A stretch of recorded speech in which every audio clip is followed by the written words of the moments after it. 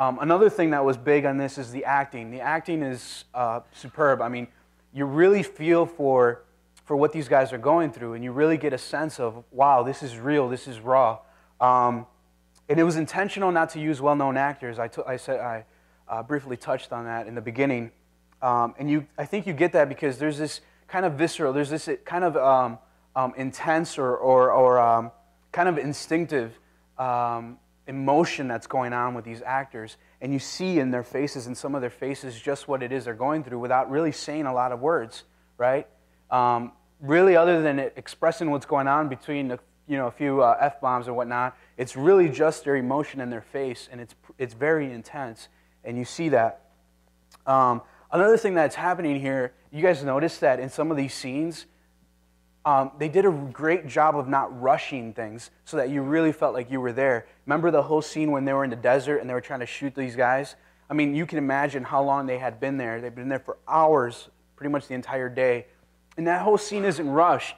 That whole scene is kind of just taking its time and just you're there, and you're there on their terms, right? You're there on what's going on there, and you're just kind of stuck there in a sense. But you're really engaged in what's going on with these guys. So it's pretty, I think it's superb acting. Has anyone ever seen any of these actors in any other movies? The main three guys, anyone?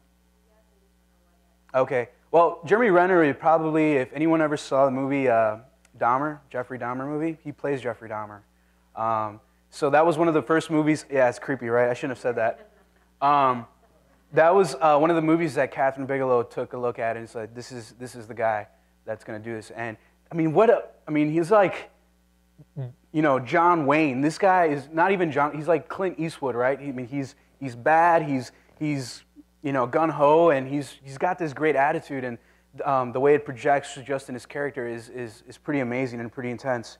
And if you're like my wife, it doesn't hurt that he's good looking. That's what she says, right? So, did I hear someone say he's hot? No, I'm just not going to go there.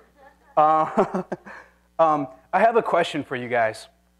What are some things that kind of stuck out to you? Just kind of open this up slightly. If you guys have anything that just popped for you. I think for me it was definitely the matter of fact and just how intense it was. But think about some of these things that stuck out to you. And then I'm going to talk about two things to wrap up tonight. But some of the things that stuck out to you, what are some things that probably for you is like, I can't believe that, or this scene, or anything like that? I'll just kind of open this up. And anyone? Psychological warfare. Psychological warfare, definitely. You definitely see that, right? Who's the bad guy? You get this kind of clean cut in every other movie we see, but in reality, we know it's not like that, right? In real life, we know it's not like that. But yeah, you definitely see that in the context of warfare. You see psychological warfare. There isn't this bad guy that we're going after, and there's just a lot of things that the biggest part of the warfare that these guys are in is going on in their mind, what they have to go through as they walk into these situations, definitely. Anything else that pops out? What decisions based against second guessing, like the specialist where he was second guessing all these actions? Yeah. The team leader was, he'd make a decision, boom, go. Right. Yeah. There's no time for second guessing, right? You have to have. It's very instinctive in how you react. I mean, you really aren't there to have. I work in the corporate office. In the corporate world, for those of you, you know that it's, let's have a meeting about this, right? And you're going to the meeting, and you have a meeting and a meeting and a meeting, and it turns into 12 meetings, and it turns into these Post-it notes on the walls, and it's like, come on, somebody just make a decision already, It's not like that here, right? It's very opposite. It's, I'm going to make this decision, and if you second guess it, it could be life or death for you. It's very intense, definitely. Anything else that pops out? You know what got me was when they showed him putting on that helmet and crying by himself. Oh, in his room. When he went in the shower, right. He sat there and cried. He showed that he still had some humor. He looked like when he came across on the serial, it was like a man of steel. It was just too much. Right, and then he just breaks down. Definitely, you see that happen, and it's very realistic. And I think that's why we resonate very well with his character. Well, like I said, it's not too much to dissect, but there is in a sense.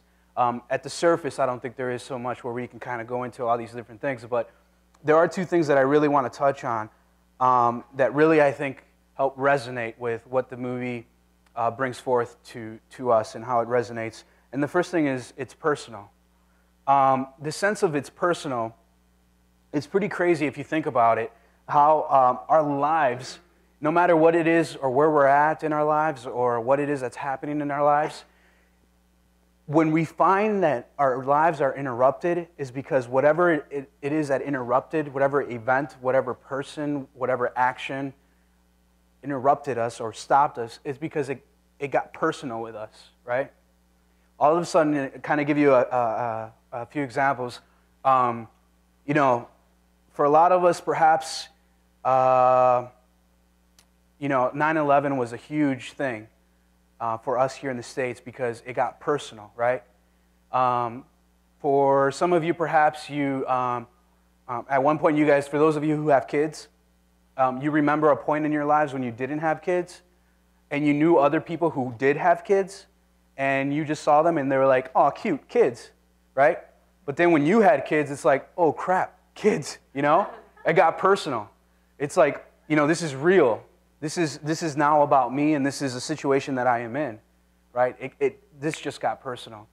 Another situation, you know, you can find yourself in probably thinking about death, right? Death, we know it's there, we know it's coming, but then when it happens to, you know, within our family or with a friend or whatever it may be, it's personal, and then all of a sudden it just kind of makes us refocus or makes us stop what we're doing and kind of in this kind of go get it attitude or gung-ho attitude, and we stop and we're like, all right, now's the time for reflection.